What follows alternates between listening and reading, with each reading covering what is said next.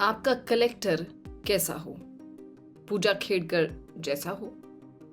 हाँ या ना बोलने से पहले जान लेते हैं कि पूजा खेड़कर कौन है और क्यों चर्चा में है, और जानेंगे कि हम आपसे ये सवाल क्यों पूछ रहे हैं। नमस्कार, आप देख रहे हैं लर्निंग भारत। सबसे पहले जान लेते हैं पूजा खेड़कर है कौन। खेड़कर 2023 बैच की आईएएस ऑफिसर हैं। वो पुणे में बतौर ट्रेनी ऑफिसर काम कर रही थी जब उनका नाम हेडलाइन बन गया। हेडलाइंस में आने के बाद उनका ट्रांसफर वाशिम कर दिया गया। पूजा ने वाशिम में चार्ज संभाल लिया है। खेड़कर 34 साल की हैं और साल 2022 में यूपीएससी की परीक्षा पास कर अधिकारी बनी हैं। लेकिन यूपीएससी की परीक्षा पास कर तो कोई भी अधिकारी बन सकता है और बनते भी हैं, तो पूजा में ऐसा खास क्या है? दरअसल पूजा के पिता दिलीप खेड़कर भी ऑफिसर रह चुके हैं। Dilip Maharashtra pollution control board के कमिश्नर रहे हैं। वहीं पूजा की मां सरपंच हैं। जानकारी के मुताबिक पूजा खेड़कर के नाना भी एक आईएएस ऑफिसर थे। अब आप सोच रहे होंगे कि हम आपको ये सब क्यों बता रहे हैं।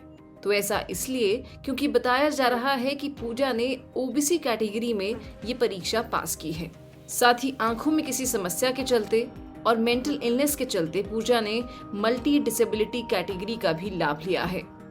ऐसे में महाराष्ट्र के आरटीआई एक्टिविस्ट विजय कुंभार ने पूजा खेड़कर की आईएएस में अपॉइंटमेंट पर सवाल उठाए हैं। कुंभार ने दावा किया है कि Puja Khedkar OBC non creamy layer श्रेणी से आईएएस ऑफिसर बनी हैं, जबकि उनके पिता के इलेक्शन एफिडेविट में उनकी आय और संपत्ति 40 करोड़ रुपए बताई गई है। ऐसी इनकम नॉन क्रीमी लेयर में कैसे आ सकती है?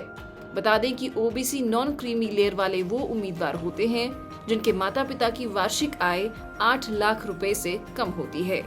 आरटीआई कार्यकर्ता ने आगे दावा किया है कि पूजा खेड़कर ने आईएएस की नौकरी के लिए दिव्यांग कोटे का भी इस्तेमाल किया है, जबकि उन्होंने कई बार मेडिकल टेस्ट छोड़ दिए हैं।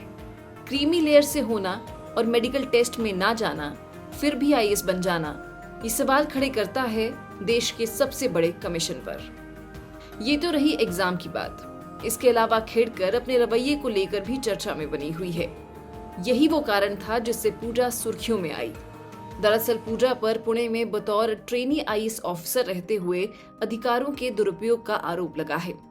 लोकल मीडिया रिपोर्ट्स में दावा किया गया है कि पूजा ने अपनी नियुक्ति के बाद ही तरह तरह की सुविधाएं मांगना शुरू कर दी, जो ट्रेनी ऑफिसर्स को नहीं मिलती है।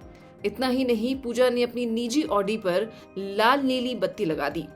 ऑडी कार पर विवाद होने और तबादले के बाद गुरुवार को पूजा वाशिम में पदभार ग्रहण करने बोलेरो कार से पहुंची। वहां उन्होंने इस पूरे विवाद पर कुछ भी कहने से इनकार कर दिया।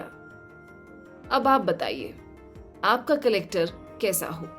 पूजा खेड़कर जैसा हो?